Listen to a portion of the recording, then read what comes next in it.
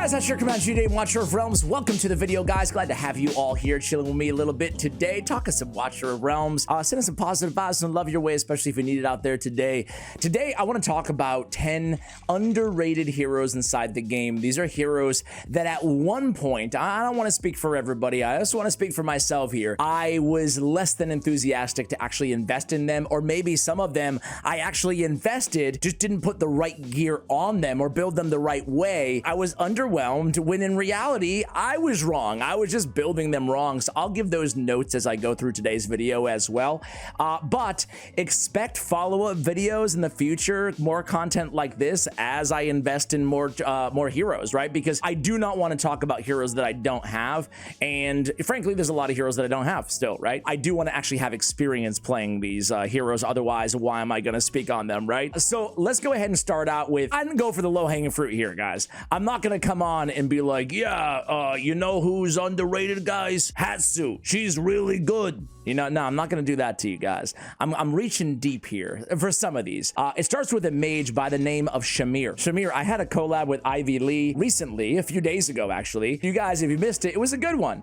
She was looking at my roster of heroes, and she's like, Shamir, Shamir, it basically telling me who I should be using more, who I'm not using. And she's like, everybody is wrong on Shamir. He gets bad ratings and stuff. Everybody talks about him as one of the worst mages in the game, right?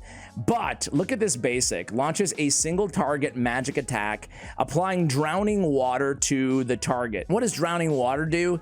The movement speed minus 25%. But if you build this dude with insane attack speed, basically just min-max his attack speed, like at all costs, give him attack speed, he basically shuts down the opponents. This lasts for 4 seconds. 25 seconds would be insane. It lasts for 4 seconds, but you just start like stacking it with tons and tons of attack speed, and he basically just makes the battle stop. Everybody is slowed down so much that it's really one of the best control abilities inside the entire game. I guess I should have probably figured that because it says right next to him control, but boy, was I wrong on this dude. I actually heard so much smack being talked about this guy that I was like, you know what? I'm not even gonna build him. I'm just gonna keep him there. I might even trade him in. You can read basically the drowning water effect is stackable. Every stack of drowning water increases the damage the targets take from the caster's basic attack and ultimate by 10%, blah, blah, blah. The most important thing is that it's stackable, the drowning water, right? Attacking targets inflicted with drowning water increases attack by 4% up to 20%. So yeah, I mean, this guy's just insane. Targets with 3 stacks on A1 of drowning water will be inflicted with immobilize. Immobilize is unable to move for 1 second. So if you can get this dude A1, that's when things really get absolutely hectic on the battlefield, right? I wonder what he does in A5. When using the ultimate skill, does 15% more damage for 8 seconds. Max drowning water stacks from 3 to 4 on A3. Anyway, guys, he's cool. All right, clearly a lot of the inspiration for this video is based on that Ivy Lee video. I went on her channel too, and we talked about champions that we regret building. And one of her choices was Nyx. And it's funny because a month ago, I would have agreed with her. I'm not a fan of Nyx. She was one of my first legendaries. And I'm like, yeah, she's basically trash. That's what I felt for the first few months after I pulled her. Museum. That's where she belongs, my friend. And then I was working on Piercer faction trials, right? Dude, there's these like little exploding spiders or whatever the heck. I did a video on this, by the way. If you want to see it, I'll try to include it in the description below. Anyway, she was like she was such an all-star. You know what it was? I put her in better gear. It's a lame thing to say, but she was just in like mediocre kind of hand-me-downs. No wonder she's not doing that great, you know? I don't have her skill crystal up or anything like that, but it's her ultimate. It's the spinning fire blade. This AoE damage is insane. When you build her with enough attack crit damage, like build her like a comet, build her like a nuker, you know? After attacking an enemy, deals AoE damage equal to 60% of attack 3 times for 20 seconds. I think it's something about the way this skill reads. After attacking an enemy, deals AoE damage equal to 60% attack for 20 seconds. That sucks. But no, it's equal to 60% of attack 3 times for 20 seconds. Is it just me, or does that read a little bit differently than some other abilities? Either way, it's crazy damage from Nyx. I've henceforth started using her in more areas where I need that burst AoE damage vis-a-vis her ultimate, like the Tide, for example, and she has not let me down. I'm definitely a lot higher on her. Well, hey, maybe I stand corrected. The reviews here are really good, but the tier lists online, they have her as like around a C or a B, depending on where you're looking. All right, next, guys, is going to be, I just did a video on this guy, and oh my God, be real with me, guys. Am I just late to the party on this dude, or does nobody talk about him? Because I played this game for months, and no one in the comments that I can think of, maybe there's one guy who'd be like, I did, Ash, I did. No one told me about this dude, you know? How am I supposed to know? I feel like there's probably others out there too that I don't know about, but it's actually Atrox. I did a whole video on Atrox, whatever, tomato. This dude is insane, man. He really is. He is a young little Cerberus, but he's a lot different than Cerberus too. I mean, they both do death damage. I have them both, obviously, so I use them both sometimes in the same squads, but he has this super fast revival time, which can actually get a lot faster too, right? Revival time minus 5 seconds. Now, it does go up every revival a little bit, but he does this great AoE death damage every time he dies, okay? And he kills himself as well, which is great. So whether it's, you know, AoE Arena, whether it's Gear Raid 1, whether it's the Tide, well, the only thing on the Tide is you can't cycle him in and out, so, you know, that's the only downside. But he just does insane damage. He's super cheap. You just keep cycling him in. Try him out. Build this dude. I'm telling you, you will not regret it. All right, next up is going to be, it's going to be a defender. We're talking about our first defender here, guys, and I was very pleasantly surprised by Lian. So Lian is a Watcher Piercer. She has an 18 cost. She's a defense-based defender, right? Similar to an Azor. Right? So she's got defense and control. What she does is she basically throws her shield at the enemy, right? It's a little bit misleading because you look at this and you're like, you just see shield. It's not misleading, but you see shield and you're like, oh, great, she's got a shield, just like Olog, awesome. But it's not that. There's no shield. She's just throwing her shield. She doesn't get a shield. She launches her shield, but she's inflicting a stun for 2 seconds. The one thing that kind of threw me off about this game is the lack of standardization on debuffs. Are you in the same boat as me? What's up with that, man? Anyway, you just got, you know, you see a stun or a slow or a freeze or whatever the heck, and it's just like, you got to actually look at the duration before you get excited about it, right? 2-second stun is great, especially from an epic. So she's stunning with the shield bounce. The shield bounce goes to different targets. So if there's different targets, it's going to hit them all and stun them all, right? Now, you gain an extra target on the blessing. She's also healing herself. She's restoring HP after the shield comes back. And, you know, like I said, she's a defense-based champion, so she's pretty dang tanky, especially for an epic champion. You can awaken her for more shield bounce targets. You can get initial rage all the way at plus 700 if you're lucky enough to get her all the way at A5, and then you can restore more HP. So she doesn't have a shield. Well, she does have a shield. She throws it. She doesn't have a self-shield, right, like an Olog shield or a Baron shield, but she does have self-heal built in there, right? So she has some self-sustainability as well, so you could definitely use her in an artifact material raid or anywhere you need a capable defender. I was a fan. I don't think she's S tier. I want to be clear. I like her. She brings enough survivability to the table and some control with that shield. Next up, I've mentioned this guy before, so I'll be pretty quick, but Ezrin. Everybody hates Ezrin, except for the people in the reviews here. What is up with the ratings, man? Every tier list I look at, F, F, D, C, one of the worst healers, single target, attack-based healer, bleh. The truth is this guy's really special healer. He's a special healer. Damage taken at a time will not exceed 60% of max HP, which is great. He can survive in areas like Gear Raid 2, through the Golem Shriek and stuff like that, because he's got that built-in damage mitigation, which is really cool. In addition to that, he has this very unique ability. This hero can cast Verdant, Rejuvenation, and Lighten Breath. Basically, his healing, right? He can heal outside of his range. And by outside of his range, it really means anywhere on the entire map, right? So not with his basic, but with his passive, with his ultimate, this dude can heal anybody, anywhere.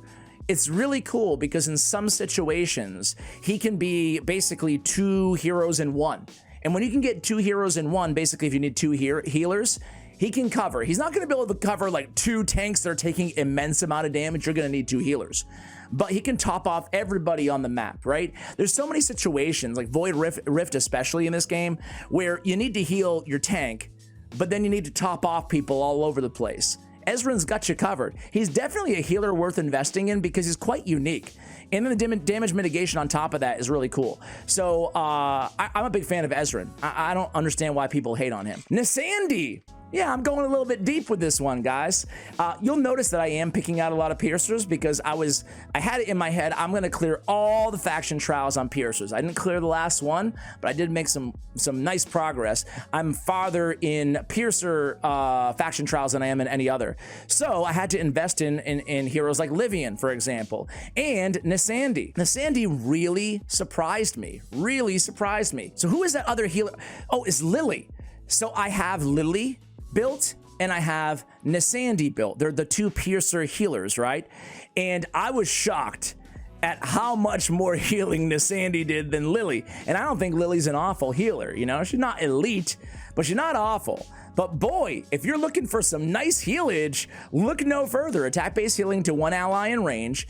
Check out this chain of healing. When triggered, increases the hero's healing multiplier by 10% and immediately heals all allies in range 1 time, okay?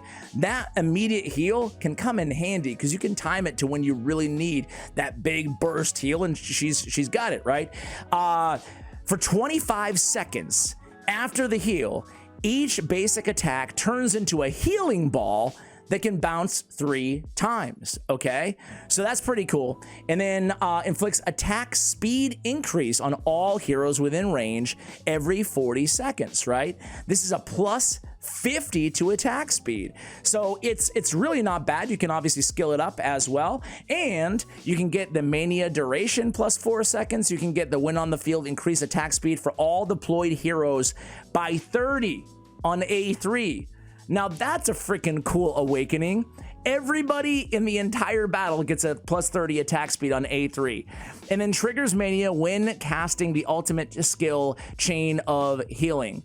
So man, I'm a big fan. I really slept on this healer. I'm glad I invested in. I want to find more heroes like this. That's what I love, discovering little heroes like that. Speaking of epics, I got another one for you guys. It's a little bit less of a surprise because I did a whole video on this mage, Navas, the Scarecrow. This dude can deal some damage, okay? Epic mage, okay?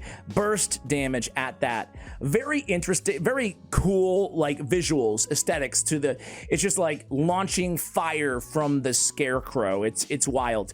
Deals 100% damage to 1 enemy. When killing an enemy, deals 100% AoE damage. So it's got like this chain effect. Summons spirit ravens to attack random targets in range. Each raven dealing 50% magic damage, lasts for 12 seconds, and then summons a Scarecrow that will explode on contact every 4 basic attacks, dealing 150% AoE damage. So obviously built him with a lot of attack speed because these straw minions, the Scarecrows, they're gonna come every 4 basic attacks, and that's a lot of damage in aggregate, right, over the course of a battle. I was really a big fan of this dude. I saw, I think it was maybe Murder Inc. on his Watcher channel talking about the Scarecrow is like, people sleep on this dude, and that's what got me to invest. And I got to tell you, I want to be clear though, I don't use him in the end game or anything like that outside faction trials, but really cool. I think he can help a lot of players out who are still trying to progress and need a good AoE mage, okay? Next, guys, Appan's really cool. Appan, he's not a dude, I will punish you for that, who's gonna see a ton of end game action, maybe Gear Raid 3 perhaps. I'm talking like, you know, stage 20, 21. However, if there's more, and there will be, there's gonna be a lot of air only content. You know, we talk about this game is in its infancy, right? And it gets me excited. Any air swarm or any air levels gets me even more excited about Appan.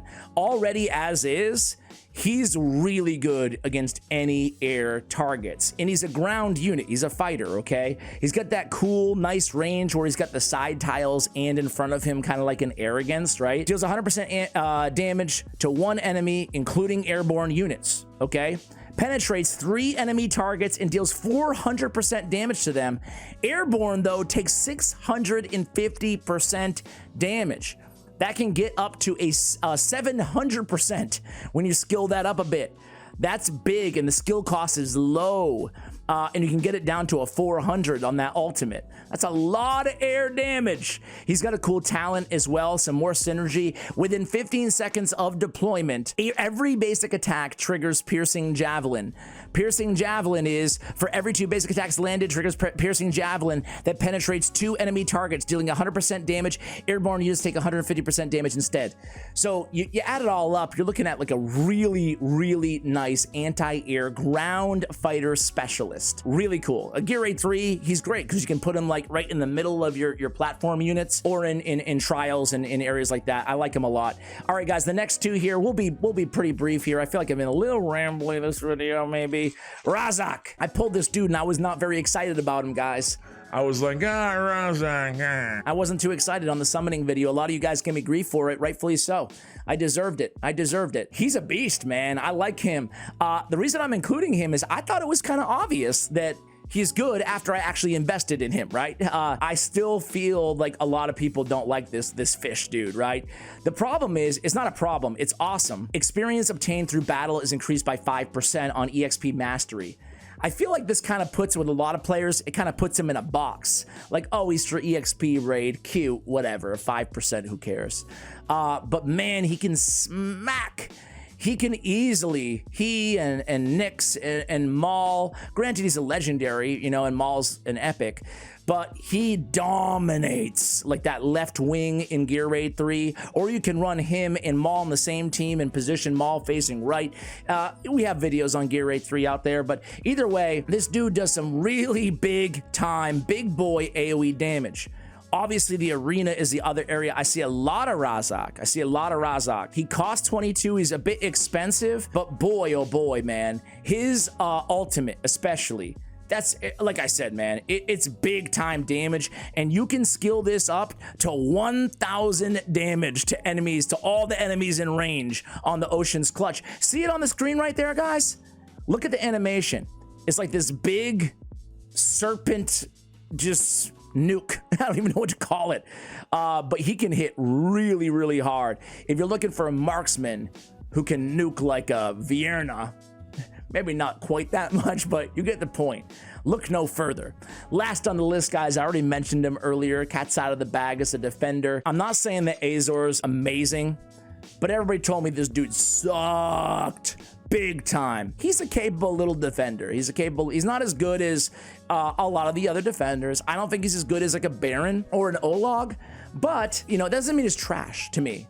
And I know those are 2 epics, right? I feel like we unfairly, at least I did, I unfairly kind of compare all legendary defenders against the most OP epics out there in the game. And truthfully, I mean, there's some really, I think that Baron and Olog are 2 of the best heroes in the entire game. I really do think that, right?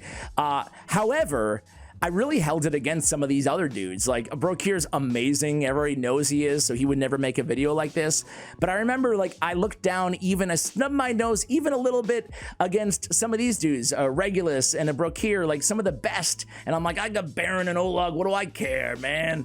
And the truth is, I do use Baron and Olog probably even more than some of those other heroes, those legendaries. That being said, though, back to Azor, man. First of all, he's Nightmare, so you can put him in the same team with those guys, right? You can put him in a team with Wrath.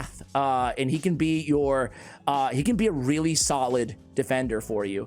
He can do some damage too. He's defense based. His damage scales off of defense as well. He's got stuns in his kit, so he's got a lot of control built in for a tank as well. So he's a bit different. He's a little bit weird. It says he has a shield, and then he has the fortifying sparks. Every strike will apply a buff to 1 random ally, this is what I was looking for, within 3 tiles, based on the current status of the hammer. Normal state applies a shield equal to 100% of this hero's defense for 10 seconds. So this is to allies, right? Random ally, excuse me, within 3 tiles. The heated state applies both the shield and a damage increase of 10%. This is what I like about him. I like that he's doing a lot. He's stunning, he does decent damage, he's really tanky because he's defense based, and then he's buffing off of the fortifying sparks as well. Now you can awaken him to get a lot more out of all of his abilities. I'm not going to sit here and read them all to you, but you can increase the duration, you can increase the buffs, and the heated state does not terminate along with the ultimate skill as well on A5. There it is. Those are my 10 most underrated heroes so far in Watcher of Realms. I want to hear from you guys in the comments. Who did you discover? Who are your secret heroes that you love? Let me know in the comments below. Much love, and as always, take care, guys.